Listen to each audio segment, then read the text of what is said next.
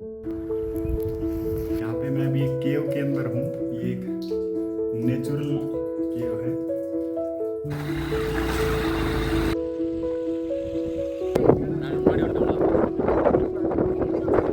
Hello everyone, welcome to my new video. ये video रहेगी चिकमंगलुरु के बारे में। चिकमंगलुरु को बोलते हैं कॉफी सिटी ऑफ इंडिया और यहाँ पर आपको मिलेगा बहुत सारा adventure, wildlife, waterfalls and peaks to climb. तो यहाँ पर आप ट्रैकिंग कर सकते हैं। सबसे पहले यहाँ जाने के लिए आपको पहुँचना पड़ेगा बिरूर जंक्शन। वहाँ से आपको बस मिल जाएगी। रात का अंधेरा है और मैं यहाँ बस स्टैंड पहुँचा हूँ। सिर्फ एक ही बस खड़ी दिखा दूँ। इसके ऊपर भी पता नहीं क्या लिखा हुआ है, कहाँ जाएगी ये। अभी हम जाएंगे बाबा बुदानगिरी। तो चिकमंगलुरु से चलती है एक गवर्नमेंट बस जो कि आपको छोड़ देगी डायरेक्ट बाबा बुदानगिरी हिल्स की चोटियों पे, और वहाँ से आप थोड़ी दूर ट्रैक करके जा सकते हैं नियरेस्ट फॉल्स के पास, या फिर वहाँ पे एक टेम्पल भी है जो आप देख सकते हैं। तो हिल पर पहुंचकर मैंने लगाया अपना टेंट और फिर वहां पे बनाया अपना खाना, और सरप्राइजिंगली उसके बाद हमें सडनली कोई मिला। वो एक व्लॉगर था। फिर उसके साथ हमने कुछ इंटरेक्शन किया और इंटरेक्शन से हमें पता चला कि वो भी घूम रहे हैं और अपने खुद के व्हीकल से वो ट्रेवल कर रहे हैं। Solo trip? Yes, solo trip. Bike पे आएंगे? नहीं यार, बाय बस। बस पे है। यहाँ तक कैसे है? यहाँ तक मैं हुबली में आया पहले, फिर हुबली से मैंने ट्रेन लिया बिरूर तक, और फिर बिरूर के बाद मैंने फिर से बस लिया चिकमंगलुरु। पूरा बजट ट्रैवल हो रहा है? हाँ, पूरा budget travel, and I hope I will make it under 1000 rupees whole trip for 3 days. I'm trying for that, but let's see. So now I'm cooking this poha avlaki that is known in Karnataka. So let's आप कहाँ से हो? मैं तेलंगाना से हूँ। ये finish हो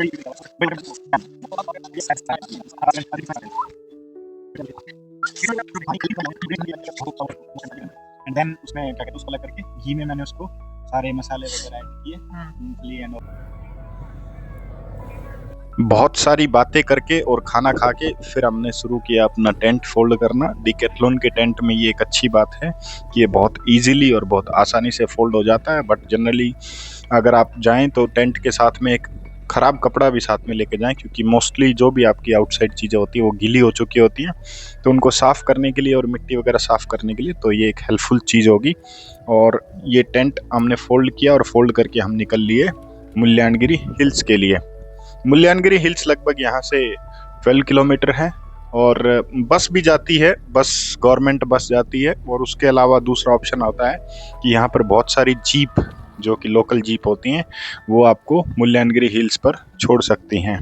तो मुल्यानगिरी हिल्स ज़्यादा वहाँ पे रश रहता है एज कम्पेयर टू बाबा बुदानगिरी पे। पॉलीथीन भी यूज़ कर सकते हैं नीचे बिछाने के लिए टेंट लगाने से पहले, तो उससे ये फ़ायदा होगा कि आपका टेंट नीचे से गीला भी नहीं होगा, और अगर उसमें कोई भी लीकेज है या फिर नीचे से कोई पानी आने की संभावना है वो भी संभावना बहुत कम हो जाती है। तो आप एक पॉलीथीन लेके जाएं और टेंट के नीचे बिछा सकते हैं, उससे आपका टेंट नीचे से गीला और गंदा दोनों नहीं होगा। तो हमने सबसे पहले यहाँ पे टेंट फोल्ड किया और उसके बाद हम निकल पड़े मुल्यानगिरी हिल्स के लिए। तो मुल्यानगिरी हिल्स के लिए जो रास्ता है उसमें बहुत ही सुंदर नज़ारे आते हैं, और लगभग 10 किलोमीटर बाद एक वी पॉइंट आता है जहाँ से एक रास्ता आपका मुल्यानगिरी हिल्स के लिए जाता है और दूसरा चिकमंगलुरु के लिए। तो सबसे पहले हमने किया बस के लिए वेट, बट बस उस दिन ख़राब हो गई थी किसी कारण से, तो हमने दुकान से पूछा तो उन्होंने बताया कि बस लगभग दोपहर में 2 बजे आएगी। तो तब तक हमने ना रुकने का निर्णय लिया और पैदल ट्रैक करने का डिसाइड किया।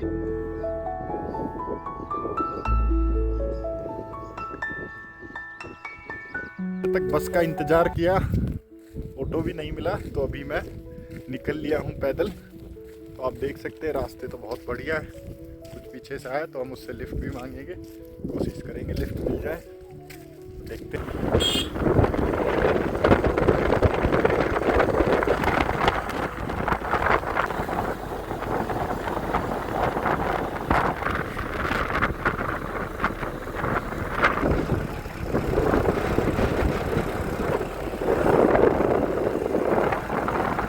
अभी हम पहुंच गए हैं मुल्यानगिरी की ट्रैकिंग जहां से स्टार्ट होती है। अभी हम ट्रैकिंग करेंगे, मैं आपको नज़ारा थोड़ा दिखा देता हूं। ये टेंपल है, यहाँ से ट्रैकिंग स्टार्ट होती है और अब हम आगे ट्रैक करेंगे मुल्लानगिरी हिल के लिए।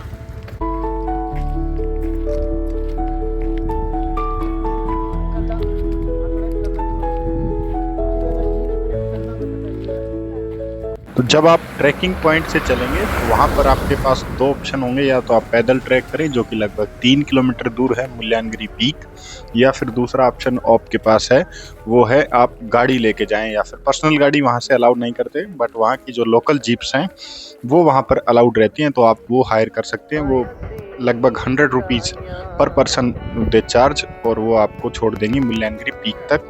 फिर वहाँ से लगभग आप 400-500 मीटर ट्रैक करेंगे तो आपको मिल जाएगा शिवा टेम्पल, जो कि आपको बिल्कुल टॉप, जो हिल टॉप है वहाँ पर आप पहुँच जाएंगे। वहाँ पर हवा थोड़ी तेज़ होती है, तो एक एडवाइस कि आप अपना वाटर का जो भी रेजिस्टेंट कुछ है वो लेके जाएं, जैसे कि वाटर रेजिस्टेंट जो कोट आते हैं, या फिर वहाँ पर आपको पॉलीथीन वाले ये रेन कोट्स मिलते हैं, वो भी आप प्रीफर कर सकते हैं। तो बहुत सारी ट्रैकिंग करके हम पहुँचे टॉप पर, और वहाँ पर हमें मिली एक इंटरेस्टिंग चीज़ जो थी एक नेचुरल केव। तो आप जब मुल्लानगिरी हिल्स की साइड से लेफ़्ट साइड नीचे उतरेंगे तो आपको ये केव देखने को मिलेगी, और यहाँ पर 2 केव की एंट्रेंस हैं। आगे जाके ये एक कॉमन केव में मिल जाती हैं, और वहाँ पर आप इसको अंदर से एक्सप्लोर कर सकते हैं। केव बहुत ही सुंदर है, और इसकी दीवारों पर आप देखेंगे तो छोटे छोटे प्लांट्स भी उगे हुए हैं, और इसके अंदर पानी भी बहुत टपक रहा होता है, तो ये इसको और भी थोड़ा थ्रिल एक्सपीरियंस हमें देता है, और साथ में थोड़ा सा हॉरर भी हमें साथ में मिलता है। आप इस केव में काफ़ी अंदर तक जा सकते हैं। आगे ऑल्दो अंधेरा रहेगा तो आप अपने रिस्क पर अपने साथ किसी को लेकर जा सकते हैं।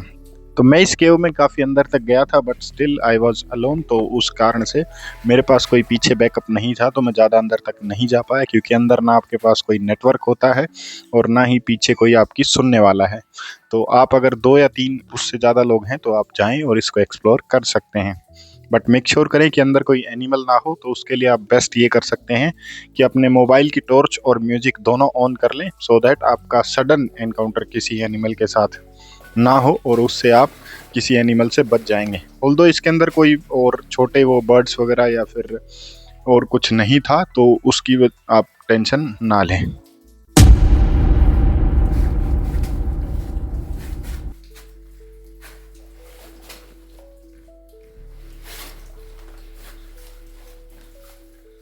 तो एक कमाल की चीज़ है, यहाँ पे मैं अभी एक केव के अंदर हूँ। ये एक नेचुरल केव है। अभी तक मैं जितनी भी केव्स में गया हूँ वो जनरली क्या होती हैं, मैन मेड होती हैं, but this one is natural, और इसमें पानी टपक रहा है। इसका बहुत कम लोगों को पता है, but I have just reached here, और आगे जाके ये और भी तंग हो रही है। तो यहाँ पे आप देखेंगे कि पानी बहुत टपक रहा है। तो मैं इसकी लोकेशन आपको लास्ट में बता दूंगा। ये एक्चुअली मुल्लानगिरी जो पीक है उसके ऊपर ही है। जब आप उससे लेफ़्ट की साइड नीचे आएंगे तो मैं लोकेशन आपको पिन कर दूंगा। आप भी इस केव को ज़रूर एक्सप्लोर करें, और अगर आप थ्रिल एक्सप्लोरिंग में अगर आप थ्रिल एक्सप्लोर करने वाले इंसान हैं तो ये जगह बिल्कुल आपके लिए है। तो एडवेंचर और थ्रिल करने के बाद हमने यहाँ पर बनाया खाना, जो कि उसी केव के सामने बैठकर एक हिल के ऊपर हमने बनाया।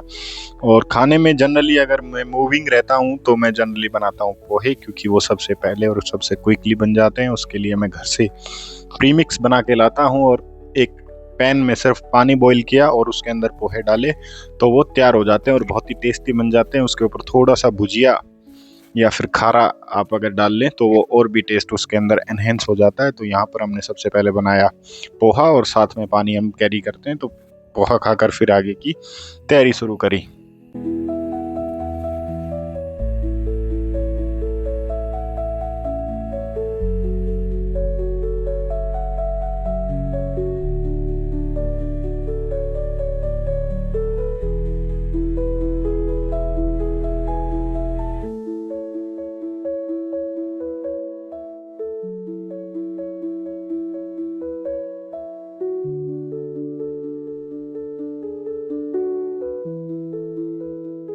वापस ट्रैक डाउन करके फिर हमने लगाया टेंट, जो कि लगाया हमने मुल्यांगिरी की पार्किंग के अंदर एक सीक्रेट लोकेशन के ऊपर, और फिर वहाँ पर बनाया हमने रात का खाना और एक रात वहीं पर बिताई। और उसके बाद नेक्स्ट था संडे। तो संडे को सुबह सुबह ही बहुत ज़्यादा व्हीकल्स आने स्टार्ट हो गए थे और बहुत सारे लोग संडे को वीकेंड पे घूमने के लिए आते हैं।